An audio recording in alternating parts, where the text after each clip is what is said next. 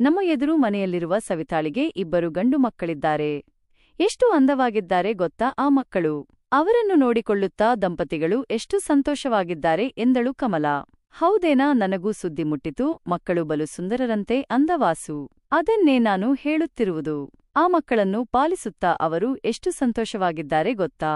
ನನ್ನ ಮದುವೆಯಾದಾಗಿನಿಂದ ನೀವು ನನ್ನ ಬಳಿ ಬಂದಿದ್ದು ಕೇವಲ 1-2 ಬಾರಿ ಮಾತ್ರ. ಆ ವಿಷಯ ನಿಮಗೂ ತಿಳಿದಿದೆ. ಹಾಗಾದರೆ ನಮಗೆ ಮಕ್ಕಳು ಹೇಗೆ ಹುಟ್ಟುತ್ತಾರೆ ಹೇಳಿ ಎಂದು ಕೇಳಿದಳು ಕಮಲಾ.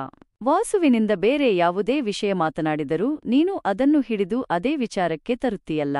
ನನ್ನನ್ನು ಮದುವೆಯಾಗಿ ಎಷ್ಟೋ ವರ್ಷಗಳಾಗಿವೆ. ನನ್ನ ಬಗ್ಗೆ ಇನ್ನೂ ನಿನಗೆ ತಿಳಿದಿಲ್ಲವೇ? ಇಡೀ ದಿನ ಕೆಲಸ ಮಾಡಿ ಬರುವುದೇ ಸಾಕು, ಅಷ್ಟರಲ್ಲೇ ಸುಸ್ತಾಗಿಬಿಡುತ್ತದೆ.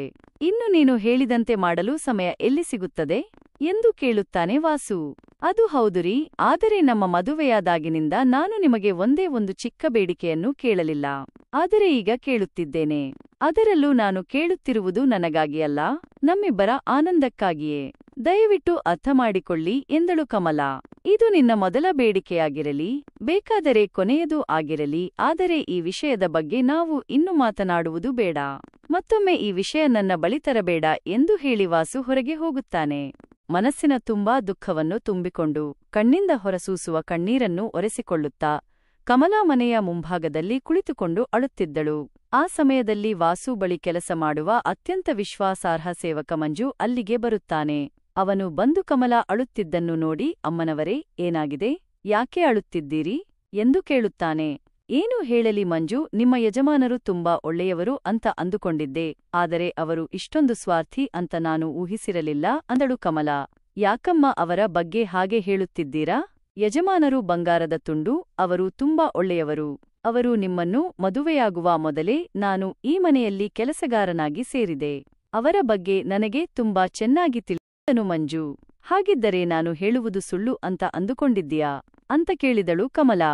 ಹಾಗೆ ಅಳಬೇಡಿ, ನಿಜವಾಗಿ ಏನಾಗಿದೆ ಅಂತ ಹೇಳಿ. ನಿಮ್ಮ ದುಃಖವನ್ನು ಹೋಗಿಸಲು ನಾನೇನಾದರೂ ಸಹಾಯ ಮಾಡಬಹುದೇ ಅಂತ ಕೇಳಿದ. ಅವನು ಹೀಗೆ ಹೇಳುತ್ತಿದ್ದಂತೆಯೇ ಕಮಲಾ ಅಳುವುದನ್ನು ನಿಲ್ಲಿಸಿ ಮೆಲ್ಲಗೆ ತನ್ನ ಮುಖವನ್ನು ಮೇಲಕ್ಕೆತ್ತಿ ಮಂಜು ಮುಖವನ್ನು ನೋಡುತ್ತಾಳೆ. ನಿಮ್ಮ ಕಣ್ಣಲ್ಲಿ ಏನೋ ತೊಂದರೆ ಕಾಣಿಸುತ್ತಿದೆ. ಯಾವಾಗಲೂ ಸಂತೋಷಪಡಬೇಕಾಗಿರುವ ನೀವು ಈ ರೀತಿ ಕಣ್ಣೀರು ಹಾಕುತ್ತಾ ಕುಳಿತುಕೊಳ್ಳುವುದು ಚೆನ್ನಾಗಿರಲ್ಲ. ನೀವು ಯಜಮಾನರ ಹೆಂಡತಿ ಎಂದು ಅವಳಿಗೆ ತಿಳಿಸುತ್ತಾನೆ ಮಂಜು. ಮಂಜುವಿನ ಮಾತುಗಳನ್ನು ಕೇಳಿ ಕಮಲಾ, ಮಂಜು, ನಾನು ಒಂದು ಪ್ರಶ್ನೆ ಕೇಳುತ್ತೇನೆ, ತಪ್ಪಾಗಿ ತಿಳಿದುಕೊಳ್ಳುವುದಿಲ್ಲ ಅಲ್ವಾ ಎಂದು ಕೇಳಿದಳು. ಏನದು ಹೇಳಿ ಎಂದನು ಮಂಜು. ನಾನು ದುಃಖಪಡದಂತೆ ಇರುವ ಹಾಗೆ ಮಾಡುವುದು ನಿನ್ನಿಂದ ಮಾತ್ರ ಸಾಧ್ಯ. ಅದಕ್ಕೆ ನೀನು ಒಂದು ಕೆಲಸ ಮಾಡಬೇಕಾಗಿದೆ, ಮಾಡುತ್ತೀಯಾ ಅಂದಳು. ಮಂಜು ಮನಸ್ಸಿನಲ್ಲಿ ಒಂದು ಕ್ಷಣ ಯೋಚಿಸಿ, ಸರಿ, ಅದೇನಂತ ಹೇಳಿ. ನೀವು ಸಂತೋಷವಾಗಿರುವುದು ನನಗೆ ತುಂಬಾ ಮುಖ್ಯ ಎಂದನು. ಕಮಲಾ, ನಾನು ಕೇಳಿದರೆ ನೀನು ತಪ್ಪಾಗಿ ಅರ್ಥಮಾಡಿಕೊಳ್ಳುವುದಿಲ್ಲ ಅಲ್ವಾ ಎಂದು ಕಣ್ಣಿನಲ್ಲಿ ಸನ್ನೆ ಮಾಡುತ್ತಾಳೆ. ಹೊರಗಡೆ ಈ ರೀತಿ ನಡೆದುಕೊಳ್ಳುತ್ತಿದ್ದರೂ ತನ್ನ ಮನಸ್ಸಿನೊಳಗೆ ಕಮಲಾಳ ಸೌಂದರ್ಯವನ್ನು ನೋಡಿ ಇತ್ತೀಚೆಗೆ ಮೋಹಿತನಾಗುತ್ತಿದ್ದ ಮಂಜು. ಕಮಲಾ ಹೀಗೆ ಕಣ್ಣಿನಲ್ಲಿ ಸನ್ನೆ ಮಾಡಿದಾಗ ಮಂಜುವಿಗೆ ಎಲ್ಲಾ ವಿಷಯ ಅರ್ಥವಾಗುತ್ತದೆ. ಅವನು ಕೂಡ ತಾನು ಇದಕ್ಕೆ ಸಿದ್ಧನಾಗಿದ್ದೇನೆ ಅನ್ನುವಂತೆ ಕಣ್ಣಿನಲ್ಲಿ ಸನ್ನೆ ಮಾಡುತ್ತಾನೆ. ಅಷ್ಟರಲ್ಲಿ ವಾಸು ಮನೆಗೆ ಬಂದು, ಮಂಜು, ನಿನಗೆ ಚಾಪೆಗಳನ್ನು ತರಲು ಹೇಳಿದ್ದೀನಲ್ವಾ, ತಂದೆಯಾ ಅಂತ ಕೇಳುತ್ತಾನೆ. ಮಂಜು, ಅಯ್ಯೋ, ಇಲ್ಲಿದೆ ನೋಡಿ ಯಜಮಾನರೇ ಅಂತ ತಾನು ತಂದ ಚಾಪೆಗಳನ್ನು ತೋರಿಸುತ್ತಾನೆ. ವಾಸು, ಶಬ್ಬಾಸ್ ಮಂಜು, ನಾನು ಹೇಳಿದ ಕೆಲಸವನ್ನು ನೀನು ಯಾವತ್ತೂ ತಪ್ಪಿಸಿಲ್ಲ. ಇವತ್ತು ನಾವು ಸಿಟಿಗೆ ಹೋಗಬೇಕು, ನಿನಗೆ ನೆನಪಿದೆ ಅಲ್ವಾ ಅನ್ನುತ್ತಾನೆ. ಅಯ್ಯೋ ಹೌದಲ್ವಾ ಯಜಮಾನರೇ, ನಾನದನ್ನು ಹೇಗೆ ಮರೆಯುತ್ತೇನೆ. ಅದು ನಮಗೆ ತುಂಬಾ ಮುಖ್ಯ. ಅದು ಸರಿ, ಎಷ್ಟು ಗಂಟೆಗೆ ಹೋಗೋದು ಅಂತ ಕೇಳುತ್ತಾನೆ. ನಾವು ಇಲ್ಲಿಂದ ಸಂಜೆ 7 ಗಂಟೆಗೆ ಹೊರಡೋಣ ಎಂದು ವಾಸು ಹೇಳುತ್ತಾನೆ. ಪಾಪ ಕಮಲಾ ಇವತ್ತು ತನ್ನ ಬೇಡಿಕೆ ಹೇಗಾದರೂ ತೀರುತ್ತದೆ ಅಂತ ಅಂದುಕೊಳ್ಳುವಾಗ ವಾಸು ನನ್ನ ಸಿಟಿಗೆ ಕರೆದುಕೊಂಡು ಹೋಗುವ ಪ್ಲಾನ್ ಮಾಡುತ್ತಿದ್ದಾನೆ ಅಂತ ತಿಳಿದಾಗ ಅವಳಿಗೆ ಬೇಸರವಾಗುತ್ತದೆ. ಮಂಜು ಅವಳ ಮುಖವನ್ನು ನೋಡುತ್ತಾನೆ. ಅವನು ಕೂಡ ಇವತ್ತು ಕಮಲಾಳ ಜೊತೆ ಅವಳನ್ನು ಸಂತೋಷಪಡಿಸಲು ನಿರ್ಧಾರ ಮಾಡಿದ್ದ. ಆದರೆ ಯಜಮಾನರ ಮಾತನ್ನು ತೆಗೆದು ಹಾಕುವಂತಿರಲಿಲ್ಲ. ಹಾಗಾಗಿ ಮುಖವನ್ನು ಕೆಳಗೆ ಮಾಡಿ ನೋಡುತ್ತಿದ್ದ. ಕಮಲಾ, ತುಂಬಾ ಹಸಿವಾಗುತ್ತಿದೆ, ಸ್ವಲ್ಪ ಒಳಗೆ ಬರುತ್ತೀಯಾ ಅಂತ ಕರೆದಳು. ಕಮಲಾ ಮಂಜುವಿನ ಹತ್ತಿರ ಬಂದು, ನನ್ನಲ್ಲಿ ಒಂದು ಮಾತನ್ನು ಕೇಳಲಿಲ್ಲ.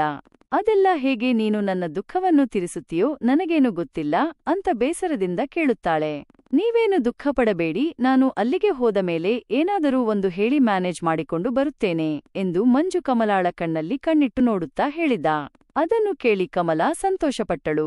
ಅವಳ ಮನಸ್ಸಿನಲ್ಲಿ ಈಗಲಾದರೂ ತನ್ನ ದುಃಖ ತೀರುತ್ತಾ ಅಂತ ಅಂದುಕೊಂಡಿದ್ದಳು. ಸರಿ ಮಂಜು, ನೀನು ತಪ್ಪದೆ ಬರಬೇಕು, ನಿನಗಾಗಿ ನಾನು ಕಾಯುತ್ತಿರುತ್ತೇನೆ ಅಂತ ಕೋಣೆಯೊಳಗೆ ಹೋಗಿ ವಾಸುಗೆ ಊಟ ಬಡಿಸಿದಳು. ಕಮಲಾಳ ಮುಖ ನೋಡಿ, ಏನು ಕಮಲಾ, ಇವತ್ತು ತುಂಬಾ ಸಂತೋಷವಾಗಿರುವಂತೆ ಕಾಣಿಸುತ್ತಿದ್ದೀಯಾ ಅಂತ ಕೇಳಿದನು. ಇಲ್ಲ, ಆ ರೀತಿ ಏನೂ ಇಲ್ಲ ಅಂತ ತಲೆ ಅಲ್ಲಾಡಿಸುತ್ತಾಳೆ. ಇಲ್ಲ ಕಮಲಾ, ಇವತ್ತು ನಿನ್ನನ್ನು ನೋಡಿದರೆ ತುಂಬಾ ಸಂತೋಷವಾಗಿರುವಂತೆ ಕಾಣಿಸುತ್ತಿದೆ. ನಿನ್ನ ಕಣ್ಣನ್ನು ನೋಡಿದರೆ ಗೊತ್ತಾಗುತ್ತದೆ ಎಂದು ವಾಸು ಹೇಳಿದನು. ಮನಸ್ಸಿನ ಸಂತೋಷವನ್ನು ತಡೆದುಕೊಳ್ಳುತ್ತಾ ಕಮಲಾ ಕೇಳುತ್ತಾಳೆ, ಅದು ಸರಿ, ಇವತ್ತು ಸಿಟಿಗೆ ಮಂಜುವಿಗೆ ಕರೆದುಕೊಂಡು ಹೋಗಲೇಬೇಕಾ? ಅದೇನು ಕಮಲಾ ಹೀಗೆ ಕೇಳುತ್ತಿದ್ದೀಯಾ? ಮನೆಯಲ್ಲಿ ಯಾವುದೇ ಕೆಲಸವಾದರೂ ನೋಡಿಕೊಳ್ಳಬೇಕಾದದ್ದು ಅವನೇ ಅಲ್ಲವೇ? ಅವನನ್ನು ಕರೆದುಕೊಂಡು ಹೋಗುವುದರಲ್ಲಿ ತಪ್ಪೇನು? ಅದು ಅಲ್ಲದೆ 4 ಲಾರಿಗಳ ಅಕ್ಕಿ ಚೀಲ ತೆಗೆದುಕೊಂಡು ಹೋಗಬೇಕು. ಅವನೇ ಇಲ್ಲದಿದ್ದರೆ ಲೆಕ್ಕಾಚಾರ ನೋಡಿಕೊಳ್ಳುವುದು ಯಾರು ಎಂದು ವಾಸು ಕೇಳಿದನು. ಹಾಗೇನಿಲ್ಲ, ಮನೆಯಲ್ಲಿ ಇನ್ನೂ ಬೇರೆ ಕೆಲಸದವರೂ ಇದ್ದಾರಲ್ವಾ, ಅವನನ್ನೇ ಯಾಕೆ ಕರೆದುಕೊಂಡು ಹೋಗಬೇಕು ಅಂತ ಕೇಳಿದಳು. ಏಕೆ ಕಮಲಾ, ಮಂಜು ಬಗ್ಗೆ ಅಷ್ಟೊಂದು ಕೇಳಿಕೊಳ್ಳುತ್ತಿದ್ದೀಯಾ? ಅವನೇನಾದರೂ ಹೇಳಿದ್ದ ಅಂತ ಕೇಳುತ್ತಾನೆ. ಹಾಗೇನು ಇಲ್ಲರಿ, ಪಾಪ ಮಂಜು ಚಿಕ್ಕಂದಿನಿಂದ ನಿಮ್ಮ ಬಳಿ ಸೇವಕನಾಗಿ ಕೆಲಸ ಮಾಡುತ್ತಿದ್ದಾನೆ. ಅವನಿಗೆ ಇವತ್ತು ಒಂದು ದಿನವಾದರೂ ರಜೆ ಕೊಟ್ಟರೆ ಖುಷಿಯಾಗುತ್ತೆ, ಅದಕ್ಕೆ ಹೇಳಿದೆ ಅಂದಳು. ನೀನು ಹೇಳೋದು ಸರಿ ಕಮಲಾ, ಆದರೆ ಅಲ್ಲಿಯ ಲೆಕ್ಕಾಚಾರ ನೋಡಿಕೊಳ್ಳುವುದು ಮಂಜು ಮಾತ್ರ. ನಮ್ಮಲ್ಲಿರುವ ಕೆಲಸಗಾರರಲ್ಲಿ ಇವನಿಗೆ ಮಾತ್ರ ಸ್ವಲ್ಪ ಓದುವುದಕ್ಕೆ ಬರುತ್ತದೆ. ಹೀಗೆ ಕಮಲಾ ಎಷ್ಟೇ ಪ್ರಯತ್ನ ಮಾಡಿದರೂ ಮಂಜುನನ್ನು ಮನೆಯಲ್ಲಿ ಇರಿಸಿಕೊಳ್ಳಲು ಯತ್ನಿಸಿದರು. ವಾಸು ಒಪ್ಪಿಕೊಳ್ಳಲಿಲ್ಲ. ನೋಡುತ್ತಿದ್ದಂತೆ ಅವರು ಸಿಟಿಗೆ ಹೊರಡುವ ಸಮಯ ಬಂತು. ಹಾಗೆ ಮಂಜುನನ್ನು ಕರೆದುಕೊಂಡು ನಗರಕ್ಕೆ ಹೊರಟನು ವಾಸು. ಸಿಟಿಯಲ್ಲಿ ಅಕ್ಕಿಯ ಚೀಲಗಳನ್ನು ಇಳಿಸುತ್ತಿರುವಾಗ ಮಂಜುವಿಗೆ ಕಮಲಾ ಮನೆಯಿಂದ ಫೋನ್ ಬರುತ್ತದೆ. ಏನು ಮಂಜು, ಹೊರಟಿದ್ದೀಯಾ ಇಲ್ವಾ ಅಂತ ಕೇಳುತ್ತಾಳೆ. ಹೊರಟಿದ್ದೇನೆ ಯಜಮಾನರಿಗೆ 1-2 ದಿನ ಇಲ್ಲೇ ಇರಬೇಕಾಗುತ್ತದೆ. 1 ನಿಮಿಷ ಇರಿ, ನಾನು ಮತ್ತೆ ಫೋನ್ ಮಾಡುತ್ತೇನೆ ಎಂದು ಫೋನ್ ಕಟ್ ಮಾಡುತ್ತಾನೆ. ಹಾಗೆ ವಾಸು ಹತ್ತಿರ ಹೋಗಿ, ಮಂಜು ಯಜಮಾನರೇ, ಮನೆಯಿಂದ ಫೋನ್ ಬಂದಿತ್ತು, ಅಮ್ಮನವರಿಗೆ ಹುಷಾರಿಲ್ಲವಂತೆ, ಸ್ವಲ್ಪ ಅರ್ಜೆಂಟ್ ಆಗಿ ಬರಬೇಕಂತೆ ಅಂತ ಹೇಳುತ್ತಾನೆ. ಅಯ್ಯೋ, ನಾನು ಈಗ ಹೇಗೆ ಹೋಗಲಿ, ಇಲ್ಲಿ ತುಂಬಾ ಕೆಲಸ ಇದೆ. ಅದು ಅಲ್ಲದೆ ಈ ಲೆಕ್ಕಾಚಾರ ನೋಡಿಕೊಳ್ಳುವುದು ಹೇಗೆ? ಒಂದು ಕೆಲಸ ಮಾಡು, ನೀನು ಮನೆಗೆ ಹೋಗು, ನಾನು ಇಲ್ಲೇ ಇರುತ್ತೇನೆ ಎಂದು ವಾಸು ಹೇಳುತ್ತಾನೆ. ಹಾಗೆ ಹೇಳಿದಾಗ ಒಂದು ಕ್ಷಣವೂ ತಡಮಾಡದೆ ಮಂಜು ಮನೆಗೆ ಹೊರಡುತ್ತಾನೆ. ಮನೆಗೆ ಬಂದು ಮಂಜು, ಅಮ್ಮನವರೇ ಅಮ್ಮನವರೇ ಅಂತ ಕರೆಯುತ್ತಾ ಕೋಣೆಗೆ ಹೋಗುತ್ತಾನೆ. ಕಮಲಾ ಹಾಸಿಗೆ ಮೇಲೆ ಸುಖವಾಗಿ ಮಲಗಿದ್ದಳು. ಎಸಿ ಆನ್ ಮಾಡಿಕೊಂಡು ಸುಮ್ಮನೆ ಮಲಗಿದ್ದಳು. ಮಂಜು ಹಾಸಿಗೆ ಬಳಿ ಬಂದಾಗ ಮಲಗಿರುವ ಕಮಲಾಳ ಸೌಂದರ್ಯವನ್ನು ನೋಡಿ ಅವನ ಮನಸ್ಸು ತುಂಬಾ ಕಣಿಯುತ್ತದೆ.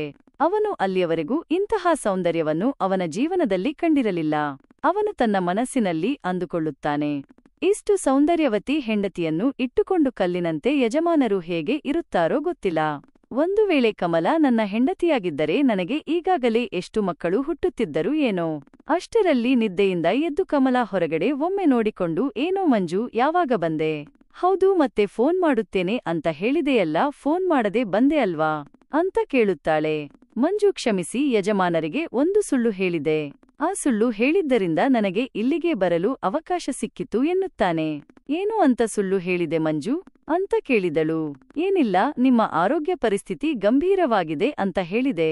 ಅದರಿಂದ ತಕ್ಷಣವೇ ನನ್ನನ್ನು ಮನೆಗೆ ಕಳುಹಿಸಿಬಿಟ್ಟರು ಎಂದು ನಗುತ್ತಿರುತ್ತಾನೆ. ಮಂಜು ನಕ್ಕಿದ್ದು ಸಾಕು. ಮಂಜು, ಈಗಾಗಲೇ ತುಂಬಾ ಸಮಯವಾಗಿದೆ, ನನಗೆ ಹಸಿವು ತಡೆಯೋಕಾಗುತ್ತಿಲ್ಲ, ಇನ್ನು ನೀನು ತಡ ಮಾಡುತ್ತೀಯಾ ಅಂತ ಕೇಳಿದಳು. ಮಂಜು, ಅಯ್ಯೋ, ಇಷ್ಟು ಬೇಗನಾ? ಸ್ವಲ್ಪ ಸಮಯ ಇರಿ, ನಿಮ್ಮ ಹಸಿವು ತೀರಿಸಬೇಕೆಂದರೆ ಸ್ವಲ್ಪ ಸಮಯ ತಾಳ್ಮೆಯಿಂದ ಇರಬೇಕು ಅಂದನು. ಏನು, ನೀನು ಕೂಡ ನಿನ್ನ ಯಜಮಾನರು ಮಾಡಿದಂತೆ ಮಾಡುತ್ತಿದ್ದೀಯಾ? ಬೇಗ ಬೇಗ ಅನ್ನುತ್ತಾಳೆ. ಇರಿ, ನಿಮಗೆ ಹೇಗೆ ಮಜಾ ನೀಡಬೇಕೆನ್ನುವುದು ನನಗೆ ಗೊತ್ತು ಎಂದು ಅವಳ ಮುಂದೆ ಕುಳಿತು ಅವಳ ಕಣ್ಣುಗಳ ಜೊತೆ ಸ್ವಲ್ಪ ಹೊತ್ತು ಆಟವಾಡುತ್ತಾ ರೊಮ್ಯಾಂಟಿಕ್ ಆಗಿ ಮಾತನಾಡುತ್ತಾನೆ. ಹೀಗೆ ನೀನು ಸುಮ್ಮನೆ ನೋಡುತ್ತಾ ಟೈಮ್ ವೇಸ್ಟ್ ಮಾಡುತ್ತೀಯಾ? ನನಗಂತೂ ತುಂಬಾ ಹಸಿವಾಗುತ್ತಿದೆ, ಆದಷ್ಟು ಬೇಗ ಏನಾದರೂ ಒಂದು ಮಾಡು ಎಂದು ಅಸಹನೆಗೊಂಡು ಹೇಳುತ್ತಾಳೆ. ಮಂಜು, ಇರಲಿ, ಮೊದಲು ಸ್ನಾನ ಮಾಡಿ ಬರುತ್ತೇನೆ, ಆಮೇಲೆ ಮುಂದಿನ ಕಾರ್ಯಕ್ರಮ ಎಂದು ಹೇಳಿ ಬಾತ್ರೂಮಿಗೆ ಹೋಗುತ್ತಾನೆ. ಛೇ, ಇವನೇನು ಇಷ್ಟೊಂದು ನಿರಾಸೆ ಮಾಡುತ್ತಿದ್ದಾನೆ? ಎಷ್ಟು ದಿನಗಳಿಂದ ಕಾಯುತ್ತಿದ್ದೇನೆ ಎಂದು ಅಂದುಕೊಳ್ಳುತ್ತಾಳೆ. ಪಾಪ, ಅವನು ಕೂಡ ದೂರದ ಊರಿನಿಂದ ಪ್ರಯಾಣ ಮಾಡಿ ಬಂದಿದ್ದಾನೆ. ಹೋಗಲಿ, ಸ್ನಾನ ಮಾಡಿಕೊಂಡು ಬರಲಿ, ಅಲ್ಲಿಯವರೆಗೂ ಕಾಯೋಣ ಎಂದು ಹಾಸಿಗೆಯ ಮೇಲೆ ಮಲಗಿರುತ್ತಾಳೆ. ಹಾಗೆ ಸ್ನಾನ ಮುಗಿಸಿ ಟವಲ್ ಕಟ್ಟುಕೊಂಡು ಹೊರಗಡೆ ಬರುತ್ತಾನೆ ಮಂಜು. ನನ್ನ ಬಟ್ಟೆಗಳು ಎಲ್ಲಿ? ಅವುಗಳು ತುಂಬಾ ಬೆವರಾಗಿದೆ, ಅದನ್ನು ನೀರಲ್ಲಿ ನೆನೆಸಿಟ್ಟು ಬರುತ್ತೇನೆ ಎಂದು ಹೇಳುತ್ತಾನೆ. ಕಮಲ ಅವೆಲ್ಲ ಬೆಡ್ರೂಮ್ನಲ್ಲಿವೆ, ಬಾ ಕೊಡುತ್ತೇನೆ ಎಂದಳು. ಸರಿ, ಹಾಗಿದ್ದರೆ ನಾನು ತೆಗೆದುಕೊಳ್ಳುತ್ತೇನೆ ಎಂದು ಹೇಳುತ್ತಾ ಬೆಡ್ರೂಮ್ಗೆ ಹೋದನು ಮಂಜು. ಹೀಗೆ ಹೋಗುತ್ತಿರುವಾಗ ಕಮಲ ಒಂದು ಕ್ಷಣ ಕನಸಿನ ಲೋಕಕ್ಕೆ ಹೋಗಿ ಬರುತ್ತಾಳೆ. 6 ಅಡಿ ಎತ್ತರದ 6 ಪ್ಯಾಕ್ ಬಾಡಿ ಹೊಂದಿದ್ದ ಆ ಹ್ಯಾಂಡ್ಸಮ್ ಮಂಜುನನ್ನು ನೋಡಿ ಅವಳಿಗೆ ಖುಷಿಯಾಗುತ್ತದೆ. ಯಾಕೆ ಹೀಗೆ ನೋಡುತ್ತಿದ್ದೀರಿ? ನಮ್ಮ ಯಜಮಾನರಿಗೂ ಇದೇ ರೀತಿ 6 ಪ್ಯಾಕ್ ಬಾಡಿ ಇದೆಯಾ ಅಂತ ಕೇಳುತ್ತಾನೆ. ಇಲ್ಲ ಮಂಜು, ನಿಮ್ಮ ಯಜಮಾನರಿಗೆ 6 ಪ್ಯಾಕ್ ಬಾಡಿ ಇಲ್ಲ, ಅವರಿಗಿರೋದು ಫ್ಯಾಮಿಲಿ ಪ್ಯಾಕ್ ಬಾಡಿ ಮಾತ್ರ ಎಂದು ಕಮಲಾ ನಗುತ್ತಾ ಹೇಳುತ್ತಾಳೆ. ಅದರಲ್ಲೂ ನನ್ನ ಆಸೆಯನ್ನು ತೀರಿಸುವಲ್ಲಿ ಅವರು ತುಂಬಾ ದೂರ ಅನ್ನುತ್ತಾ ಗೊಣಗುತ್ತಾಳೆ. ನೀವೇನು ಯೋಚನೆ ಮಾಡಬೇಡಿ, ಇನ್ನು ಮುಂದೆ ಪ್ರತಿದಿನವೂ ನಮಗೆ ಹಬ್ಬವೇ ಎನ್ನುತ್ತಾನೆ. ಅವನ ಮಾತುಗಳನ್ನು ಕೇಳಿ ಕಮಲಾ ಇನ್ನು ಹೆಚ್ಚು ಸಂತೋಷದಿಂದ ತನ್ನ ಕನಸಿನ ಲೋಕದಲ್ಲಿ ಮುಳುಗುತ್ತಾಳೆ. ಮಂಜು ತನ್ನ ಕೆಲಸ ಮುಗಿಸಿ ಕಮಲಾ ಹತ್ತಿರ ಬಂದಾಗ ಅವಳನ್ನು ತನ್ನ ಕೈಯಲ್ಲಿ ಎತ್ತಿ ಅವಳ ಕಣ್ಣುಗಳಲ್ಲಿ ನೇರವಾಗಿ ನೋಡುವಂತೆ ಮಾಡುತ್ತಾನೆ. ಈಗ ನಿಮಗೆ ಯಾವ ವಿಷಾದವೂ ಇಲ್ಲವೇನೋ ಎಂದು ಅವಳ ಕಣ್ಣಿನಲ್ಲಿ ನಗುತ್ತಾನೆ. ಇಲ್ಲ ಮಂಜು, ಇಷ್ಟು ಹೊತ್ತಿನ ಎಲ್ಲ ಅಸಹನೆ ಎಲ್ಲವೂ ಹೋಯಿತು ಅಂತ ಅವನ ಕಣ್ಣುಗಳನ್ನು ನೋಡುತ್ತಾ ಹೇಳುತ್ತಾಳೆ. ಮಂಜು ಮತ್ತೊಮ್ಮೆ ಅವಳನ್ನು ತನ್ನ ಕೈಯಲ್ಲಿ ಎತ್ತಿ ನಿಮ್ಮ ಸಂತೋಷವೇ ನನ್ನ ಸಂತೋಷ ಎಂದು ಅವಳೊಂದಿಗೆ ಅಲ್ಲೇ ನೆನೆದು ಹೋಗುತ್ತಾನೆ. ಈ ಕಥೆ ಇಲ್ಲಿಗೆ ಮುಗಿಯುತ್ತದೆ. ಕಥೆ ಇಷ್ಟವಾಗಿದ್ರೆ ಲೈಕ್, ಶೇರ್, ಕಮೆಂಟ್ ಮಾಡೋದನ್ನ ಮರಿಬೇಡಿ. ಇಂತಹ ಇನ್ನಷ್ಟು ಇಂಟ್ರೆಸ್ಟಿಂಗ್ ಕಥೆಗಳಿಗಾಗಿ ನನ್ನ ಚಾನೆಲ್ ಅನ್ನು ಸಬ್ಸ್ಕ್ರೈಬ್ ಮಾಡಿಕೊಳ್ಳಿ.